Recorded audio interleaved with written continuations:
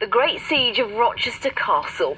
The castle was used as a stronghold for rebels against the crown, so the king used an unusual method for flushing them out, as a new exhibition in Rochester reveals.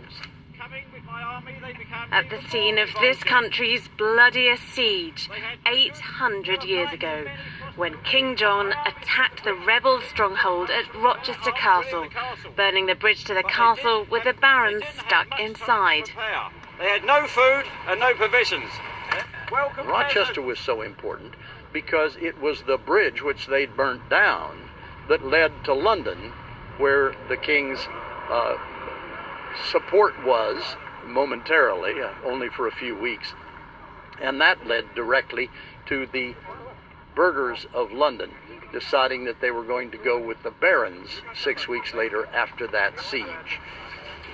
That story is told in a new exhibition at the Guildhall Museum. The siege lasted for months. So King John then sent for 40 pigs to be butchered. He then used their fat to create a roaring fire under the southeast tower, which then collapsed.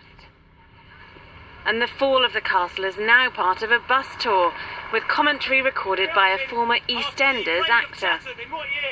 It's very exciting, and they can sit on here all day, hop on or hop off, 45 minutes, and basically take in so much in a very, very small area. Many people, even people that live in Rochester, probably don't realise quite how much there is to find out about in terms of history in Medway. And history tells us King John's victory was short-lived, as when he returned to London after the siege, his troops weren't allowed back in. And within months, he'd agreed to the Magna Carta, securing Rochester's place in history. Abigail Bracken, ITV News, Rochester.